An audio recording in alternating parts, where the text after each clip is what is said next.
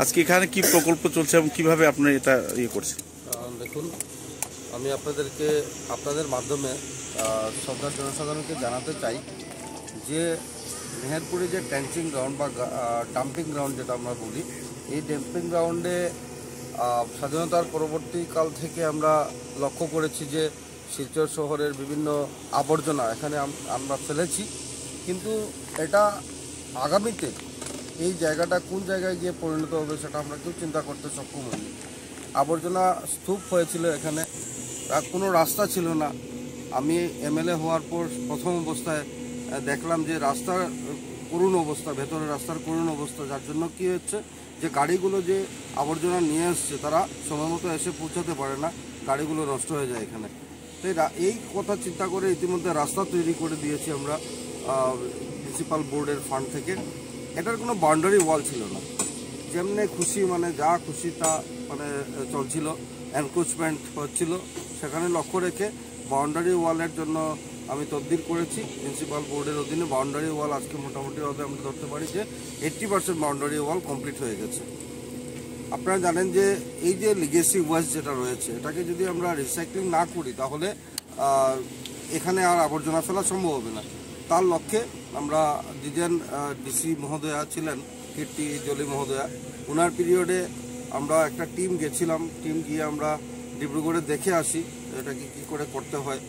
এই হিসাবে আমরা একটা ছোট মেশিন আমরা এখানে লাগিয়েছিলাম, সেটা দিয়ে যে লিগেসি যে ওয়েস্টটা রয়েছে সেটাকে একটা প্রসেসিং চলছে। এবার এখানে কল অ্যান্ড ফিক্স বলে একটা কোম্পানি রয়েছে গুয়াহাটি বেসড, এই দাদারা এখানে উপস্থিত হয়েছেন। তো আগামী দিনে আমরা যে জায়গায় এখন দাঁড়িয়ে আছি, একটা মেশিন তো এখানে আপনারা ফিট হয়েছে, আপনারা দেখেছেন বা বিগত দিনে আপনারা এসেছিলেন এখানে যে জায়গাটা হচ্ছে, এই জায়গাতে দুটা মেশিন হবে, দুটা প্রজেক্ট হবে। একটা প্রজেক্ট হলো যে আমাদের লিগেসি ওয়েস্ট যেটা রয়েছে ওটাকে প্রসেসিং করার জন্য একটা মেশিন, আর আমাদের ডেইলি ওয়েস্ট যেটা আসছে ডেইলি যাতে আমরা প্রসেস করে নিতে পারি তার জন্য সরকার থেকে একটা ব্যবস্থা করে দেওয়া হয়েছে। তো MRF and waste to composite plant যে প্ল্যান্টটা যেটা, এটা 200 ton per day, 200 ton per day এটাকে প্রসেস করবে। যেটা ডেইলি ওয়েস্ট, ডেইলি আবর্জনা আসবে সেটাকে কম্পোজ করে সেটাকে প্রসেসিং করে কম্প্যাক্ট করার জন্য তারা এখানে তৈরি করছেন প্ল্যান্ট। আর লিগেসি ওয়েস্ট যেটা রয়েছে সেটাকে 2 লাখ টন ক্যাপাসিটি রয়েছে, সেই ওয়েস্টটাকে তারা চেষ্টা করছেন করার জন্য।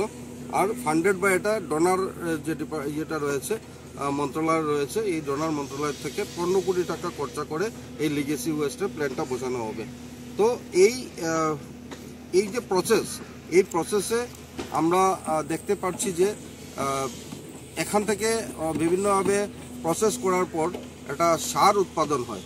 তো এই সারটা বেসিক্যালি কি হয়, আমাদের এখানে অনেক বাগান রয়েছে, এই বাগানে সেটা ব্যবহার হয়, বা কোল ফ্যাক্টরি রয়েছে, কয়লার ইয়ে রয়েছে, এখানে সিমেন্ট ফ্যাক্টরি রয়েছে, এই সিমেন্ট ফ্যাক্টরিগুলো এইগুলোকে নিয়ে যায়। তো এই ওয়েস্টকে যাতে আমরা মানে প্রসেস করে সেটা যাতে বিক্রি করতে পারা যায় তার জন্য গভর্নমেন্ট সেটা চিন্তা করছে। আমি আন্তরিকভাবে আজকের দিনে মাননীয় মুখ্যমন্ত্রী ডক্টর হিমন্ত বিশ্ব শর্মা মহোদয়কে কৃতজ্ঞতা জ্ঞাপন করতে চাই শিলচরবাসী জনসাধারণের পক্ষ থেকে, যে প্রতিনিয়ত যিনি শিলচর তথা আসামের ডেভেলপমেন্টে নিয়োজিত রয়েছেন।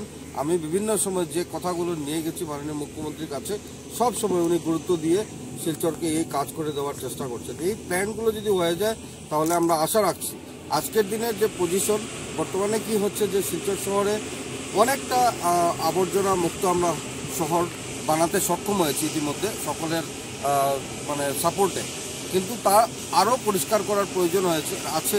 কিন্তু সেই পরিষ্কার ইচ্ছা অনিচ্ছা সত্ত্বেও কিছু অপরিষ্কার থেকে যাচ্ছে। তার জন্যই যে আবর্জনাগুলো নিয়ে আসতে আসতে এত দূর অনেক সময় লাগছে।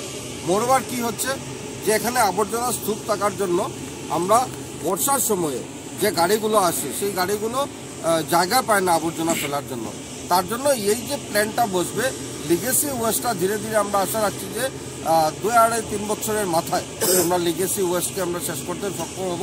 আর ডেইলি ওয়েস্টটাকে, ডেইলি ওয়েস্ট যাতে লিগেসিতে পরিণত না হয় তার জন্য যে প্ল্যান বসানো হবে, আমি আশা রাখছি যে আগামী 3 বছরের মাথায় এখানে আপনারা একটা সুন্দর পার্কও দেখতে পারবেন।